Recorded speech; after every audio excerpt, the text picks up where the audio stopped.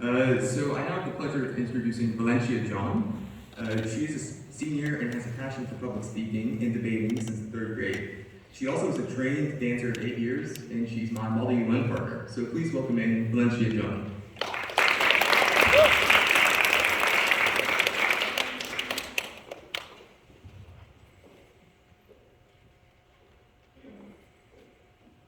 March 22nd, 2020 is the day my life took a quantum leap. It's the day that I realized that my life would never, ever be the same. Oh my god, it's so tense here, I love this. You're all just like dead, just like, what happened? I live for this. But before I move on, let me give you a little context so you understand the importance of this day in my life. So, let me introduce you to my lovely family. I am the third child to Indian immigrant parents, and I have 2 older siblings, an elder sister, elder brother, and I have a younger sister. We lived in the Middle East in a country called Qatar. Yes, don't look at me like you don't know where it is, because I'm so used to it by now. It is the country with the #1 airlines in the world, and it is the country that is hosting the FIFA 2022 World Cup. So, please, if you don't know it now, please go watch the news today. And that is the school that I went to. I went to an Indian school. This is basically just a presentation on representation for all the immigrant kids out there, all the brown kids out there. So, I went to the school and I had a lot of friends. A lot. And then my parents decided, you know how in an Asian household, you can't have fun 2 days in a row. Like, it's just illegal. And I was having a lot of fun, so my parents were like, why don't we move to the US? It'll be fun. And so we decided to move. That is my older sister. We were very close. And that was the first heartbreak that I had to receive as part of this journey. It was that she got married and she couldn't come with us. And so it was just the 5 of us, and we decided to go. Now, it was a journey, 21-hour-long flight, and we did this in the middle of the pandemic. So imagine we're at the airport on March 22nd, 2020. For whatever bizarre reason you choose to be at the airport in the middle of a pandemic, you're in there and you see this Indian family just happy to be traveling, like, we're finally achieving our goals and our dreams. We're just there. But then my life actually changed after that day, or I thought it did. Now this is a proposal to all Netflix producers out there. I'm humbly requesting you to make this a Netflix series. Please. Because you can look at the story from 5 perspectives, right? Because it's the 5 of us traveling, and each one of us will have a different side of the story to tell. And why would you want to choose any of them when I'm the prettiest? So, here goes. I'm professional, thank you. I can do an applause. Thank you.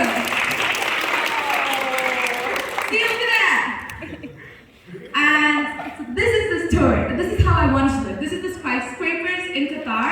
And I remember going out with my friends here, and we used to just have a cup of tea in our hands, and we would chill at the block right here. Ah, good days. And so, let's move on to our first episode. Damn, this thing has been playing with a lot of people today. Okay.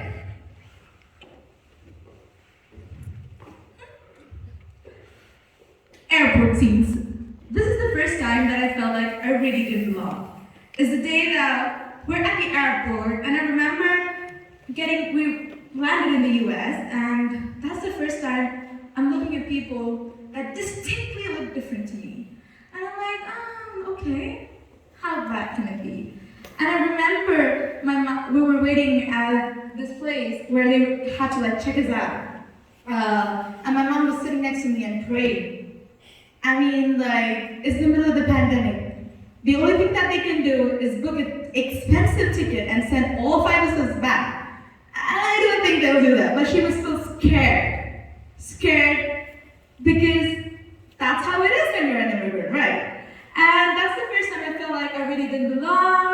pandemic sucked. The virtual school were horrible, and I felt like I didn't get the welcome I needed to get because it was virtual, everything was virtual. And that takes us to the second episode, which is on March 3rd, 2021, I stepped into my official first day in an American high school. And you think it's like in Hollywood, you know how every Hollywood movie starts. It starts with this new character who just shifted counties. And she's just like, she's the main character. Everybody's looking at her or him, and they're the star of the show, and the entire show runs on them. Don't trust Hollywood. No, it's no High School Musical. No, there's no main character vibes here. You're not that. I so badly want to be the quiet girl from Mean Girls. No, that did not happen. And whenever I tried to interact with people, I was trying to find my safe spaces, the welcoming that I wanted. There was always this question of like, who am I and where am I from? And that kept always confusing me because I would always say I'm Indian, but have I really lived in India? No. I've lived all my life in the Middle East, but am I an Arab? Not really. So this confusion of not knowing where I belong literally choked me. And during this journey is when I met a lot of interesting people. And let's just name them as Person X. Now Person X is a lot of people who come up to me and ask me questions like, when I told them I'm from the Middle East, they'd be like, oh my God, are you a refugee? Or they're like, people speak English outside the US? Or they would ask questions like, if it was an Indian kid, they would be like, oh my God, don't bring spicy Indian food for lunch. Or don't wear Indian clothes to prom. Those are the people X. But at the same time, I also met people Y, which were people who were basically in my neighborhood who helped me cope with all these issues. We could talk together. I met so many good people who really helped me out. And at the same time, the hardest part for me was finding a reason to keep going. Because of the pandemic, everything felt like it was stretched out and it was super long. So the hardest reason for me was to find a reason to keep going. And that's when I don't remember the exact date, but it was a day when I was like just thinking about like just trying to find a reason, like why should I keep going? And that's when I realized like every time my parents are 3 times older than me, they've lived in situations much different than me. And yet every time they go out to do anything, like even when we moved, we had to do a lot of paperwork, a lot of government stuff, they would have difficulties. They would have difficulties in communicating, even if it's just ordering something in McDonald's, but never have I ever seen them come back home without getting what they wanted. And I think they need a special applause for that.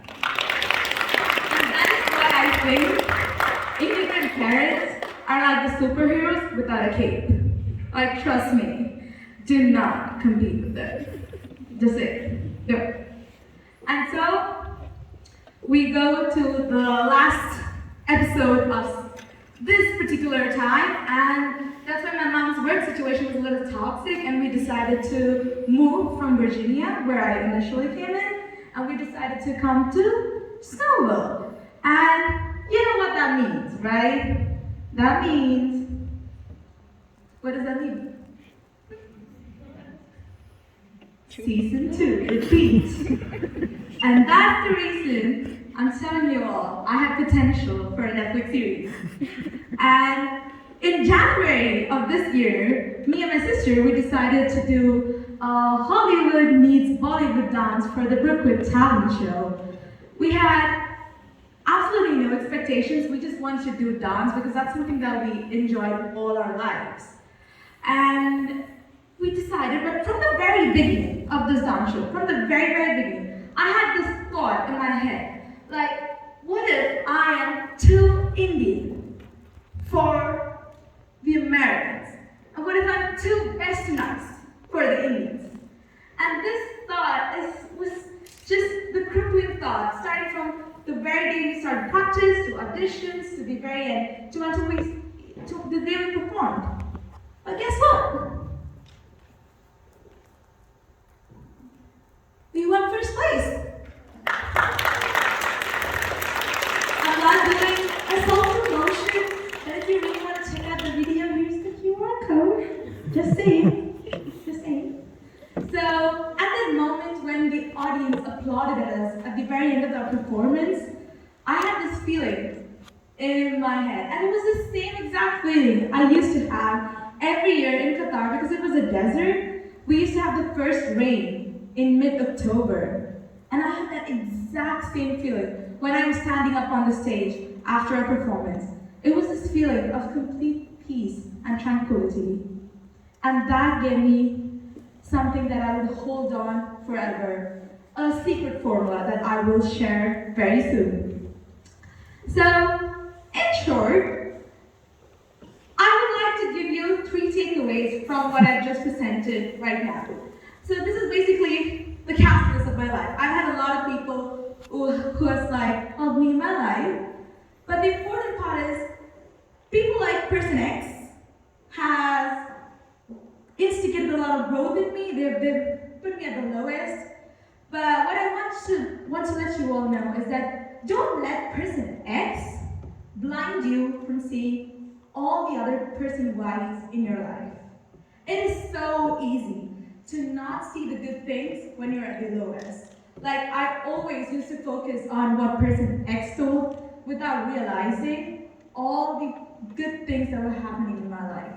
And that is very important. And the one way you can do this is when you're focusing on something super sad, something like Person X, and you're just at the lowest in your life, just try and remember 3 things that you're grateful for at that time. I know this sounds bizarre because, like, if you're crying in the middle of the night, you cannot really think about 3 things. But believe me, if you try and think about 3 things that you're grateful for at that time, you actually realize that you have so much more to be grateful for than just focus on Person X.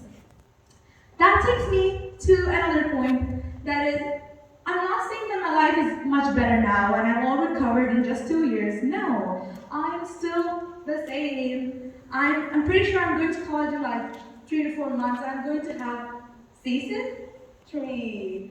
And it's not going to get any better. I'm still going to have to do Person X's a lot. And I'm still going to have to figure out a lot. And I'm still going to have my very sad days. But that secret formula that I was talking about is hope. Number 2, always have something to be hopeful for in life. Set up short goals. Like last couple of months back, I participated in the Brookwood pageant. So I was looking forward to that. In the month of March, I'm doing the Enlight, so I'm looking forward to that. In a couple of months, I'm hopefully going to go back and visit my sister back in Qatar, so I'm looking forward to that. Always have something to be hopeful for. Because believe me, when you're at your hardest in life, the thing that keeps you going is always having something to be hopeful for. And last but not the least, if I become famous, and one day this series comes out, this is what I'm going to put up on my Twitter, and people are going to retweet it. And the message I want to give out here is that nobody can make you feel inferior without your consent. I'm up here on the stage, and before I got down in the house, I was thinking, I'm wearing this very Indian outfit. What if I'm too Indian for the Americans? And what if I'm too westernized for the Indians? And I feel like that's always going to be with me. But never, ever let that thought consume you and take the best of you. The thought came into my head, but I'm still standing up here wearing what I wanted to wear, saying what I want to do, and doing what makes me the happiest. And so, I thought 24th March 2022, when I moved to the US, was when my life changed. But honestly, the day I realized that I was responsible for my true identity, that is when my life truly changed.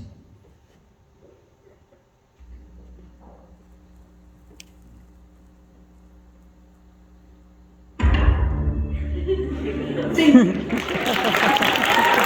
you.